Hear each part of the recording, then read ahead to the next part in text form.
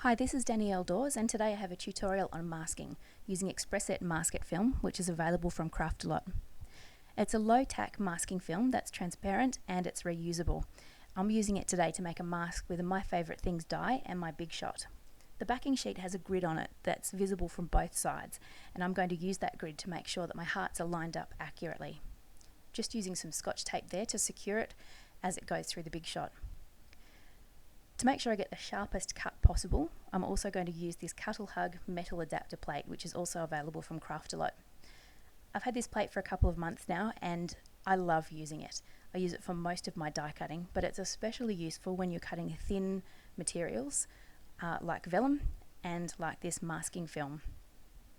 As you'll see as I'm getting the Scotch tape off here, it gives a really nice, sharp, neat cut every time. Really easy.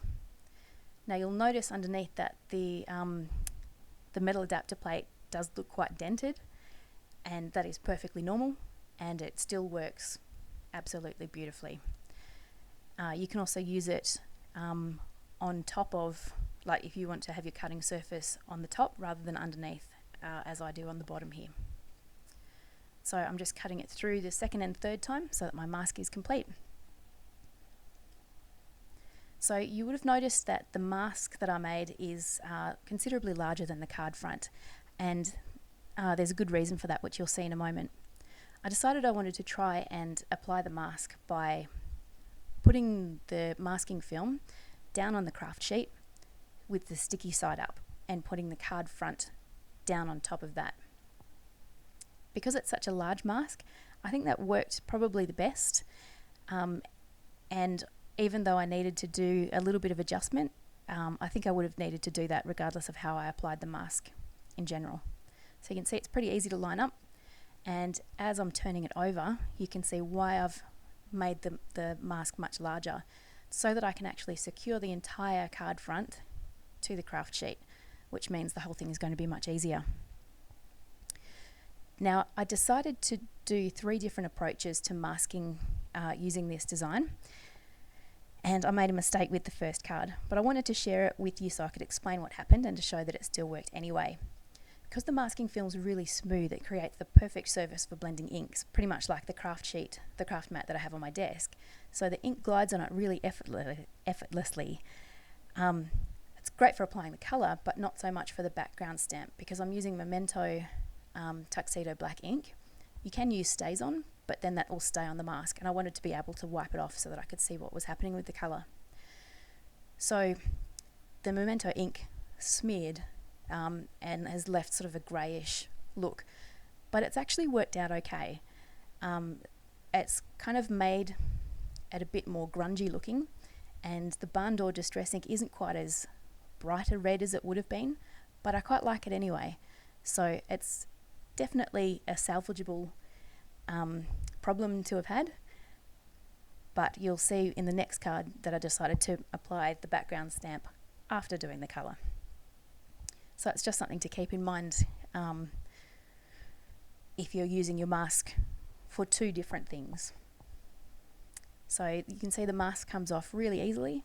I am keeping it attached to the left hand side because I'm going to clean up the mask and my work surface and then put the next card front underneath to work on it straight away. Now I just use baby wipes and paper towel to clean up the mask and my work surface.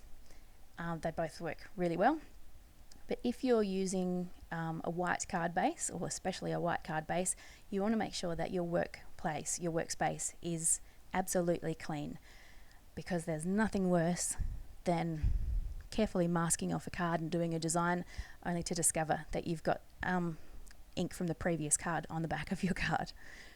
So make sure it's absolutely clean. So I'm applying the mask down on the second card now. You can see it's got a couple of ripples in it, but because it's easy to take off and reuse and remove, that's not really a problem. I can just smooth it out. So I'm using 2 distress inks this time, using milled lavender. It's a really pretty purple colour, and you can see that I'm going back and forth between the ink and the card front quite regularly. It's I've found it a lot easier and get a better result if you use less ink more often, and to go back to the ink and just apply a little bit more to the blending foam. It just seems to give more even coverage. I love using these blending foams. They are really fantastic to use. And now I'm going to go in with some Victorian Velvet. Now this is quite a different kind of purple to milled lavender, but I really love the effect that the two of these give together. It gives a really kind of a rosy finish to it. You can see that I'm just aiming to do the right hand side and around the edges of the hearts, just trying to add some more dimension. And it's really easy with the blending foams. I don't have to mask off the other area, I just have to apply lighter pressure, which means it's really easy to use. And so from here, I'll put the background stamp over the top. Now, if you're from Australia or anywhere else that uses A4 cardstock for your card bases, you'll know that most background stamps, like this Hero Arts one here, aren't quite long enough. And I try not to, I would prefer not to trim my card to make it shorter so that it fits the design. I like my cards being the size that they are. So instead, I've masked off one of the hearts while I applied the stamp in the first place, and then just going back in, because it's a background stamp. It's not a design that needs to be very particularly put on. It works. Obviously, doing something like wood grain would have a different kind of result. And so you can see that works a lot better the second time with applying the background stamp on the top. And now for my final card, obviously I've cleaned up my workspace prior, but for my final card I'm using blues. And the two blue distress inks that I'm using are Tumbled Glass and Faded Jeans. I really love the way that these two blues work together. They just complement each other really beautifully. The Faded Jeans just adds a really nice depth to the Tumbled Glass, and yeah, I just really love the effect of it.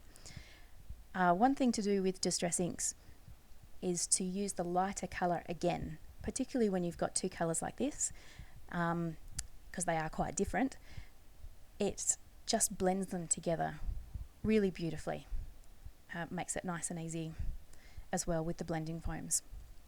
Now for the background stamp this time I decided to do it in white, and I'm going to show you another way to apply a background stamp to the entire section of the card. All I'm going to do is just turn it diagonally. Now obviously this wouldn't work if I was wanting to put the background design on the entire card front, but because I'm only wanting it on a masked section, it works. Makes it a lot easier. It means I can do it in one step. And there you have it. I think it looks really pretty.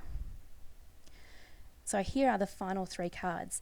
For the sentiments, I just cut some sentiments using the Silhouette machine, just with some fonts that I had on hand, and then I applied some glossy accents just to make them nice and shiny. Thanks very much for watching.